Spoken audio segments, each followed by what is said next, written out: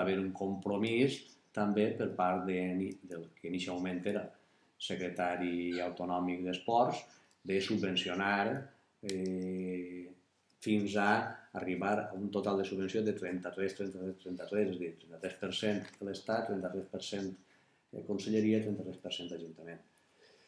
Això estava tot, clar, estem parlant dels últims mesos de legislatura i de com tenien les històries. Estava ahí quant al complex esportiu.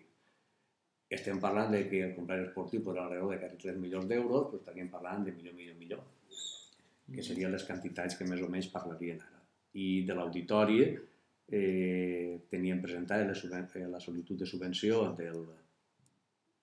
en la Diputació de València, en la Conselleria d'Educació des de l'any 2003, no tenien constància ni referència fins a aquests moments de que anaren a donar-nos cap subvenció en si, és a dir, per escrit no, però sí que estava el compromís, i després també en el Ministeri de Cultura tenien un compromís que en l'1% que es dedica per a infraestructures culturals anava a entrar Benigànim en una subvenció important per a aquest auditori.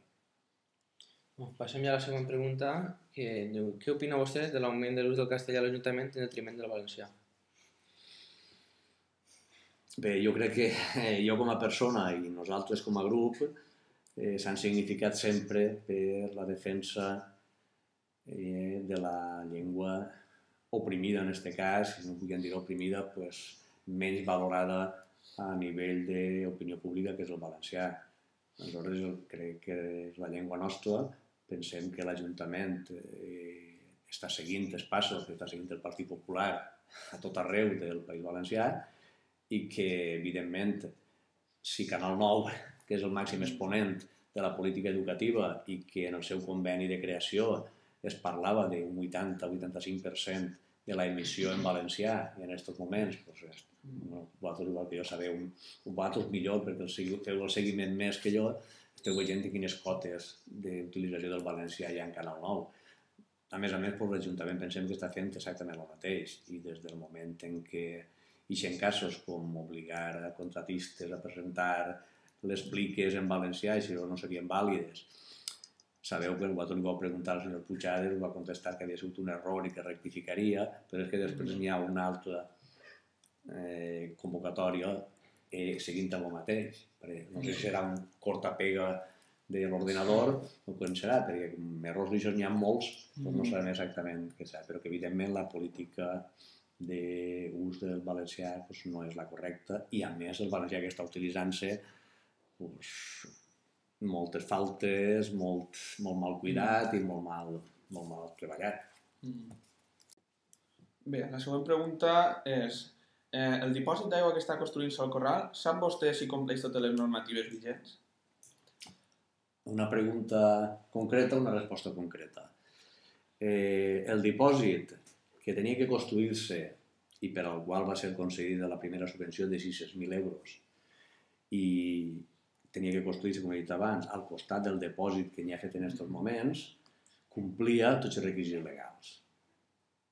El projecte del dipòsit o el dipòsit que està fent-se ara no puc afirmar o no puguem afirmar que es complís perquè portem des del moment en què es van enterar que estaven començant a fer-los demanant de forma verbal i per escrit al Partit Popular que ens dona la informació corresponent a l'expedient per a poder fer aquestes comprovacions.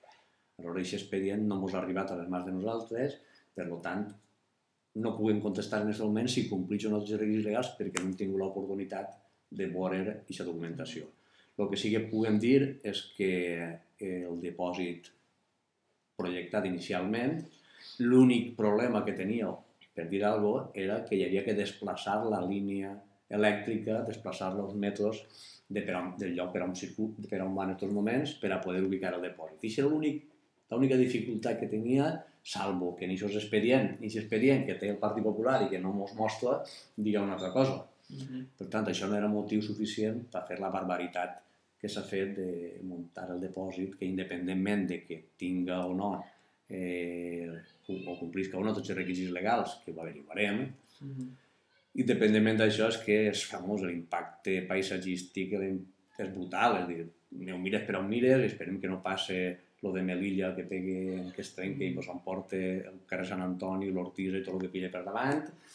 Esperem que no passi això. I, evidentment, estem ahí, estem treballant en aquest tema i tan pront com tinguem la informació la farem arribar a la gent. Però el motiu de no poder contestar si és legal o no, o si està tot legal, és que no hem vist l'expedient perquè no ens ha facilitat. Bé, passem a la següent pregunta, que diu: quin rumb seguirà la política d'oposició enfront del tema de les construccions i la seva legalitat? Estem en altra pregunta concreta i per tant hem de donar una altra resposta concreta. Evidentment, en els 8 anys de govern del grup socialista es va complir la legalitat tal com manava la normativa vigent en el tema de les casetes, per tant, ahir no tinguem res més que dir. I en el tema d'ara, d'aquests moments, sabem el mateix que vosaltres, la Fiscalia ha reclamat els expedients d'infracció urbanística en la situació que es troba cada un a l'Ajuntament de Benigànim. Nosaltres hem fet la petició a l'Ajuntament de Benigànim que quan remitisca aquest informe a la Fiscalia ens faci arribar una còpia i a partir d'ahir començarem a parlar, perquè en aquests moments, com vos he dit abans, està sota la intervenció de la Fiscalia i no podem pronunciar-nos en un altre fins que no sapiem exactament quins expedients i per quins motius i quines raons dona el Partit Popular per a donar trasllat al fiscal d'aixòs expedients. Doncs passem a la següent pregunta, que és: quina opinió té vostè de l'actual crisi? Creu que vostè, que des del poble, es pot fer alguna cosa per solucionar-la?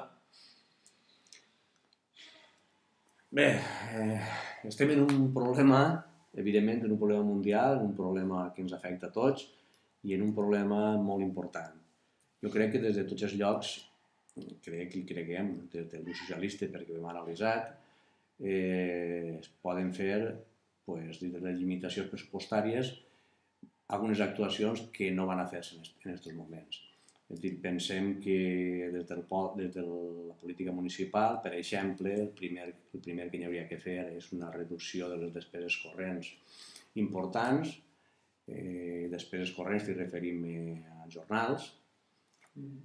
Això no s'ha fet. En 2 anys de pressupostos del Partit Popular, en l'any 2008 van augmentar 300.000 euros el capítol de personal, és a dir, 50 milions de pessetes.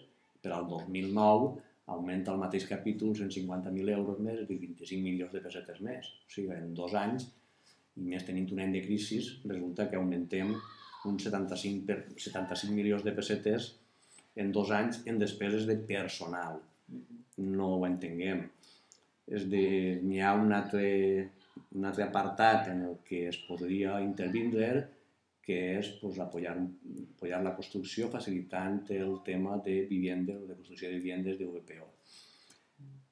Recorde que una de les justificacions que va donar el senyor Puigades per a malvendre o quasi regalar els terrenys enfront de l'institut era que, o dia que, eren perquè anaven a dedicar-los a la construcció de viviendes de protecció oficial.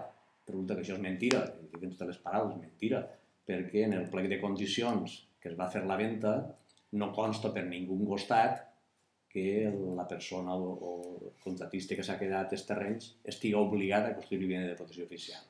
Per tant, això seria una bona mesura, però no s'ha aplicat. Hi haurien coses més,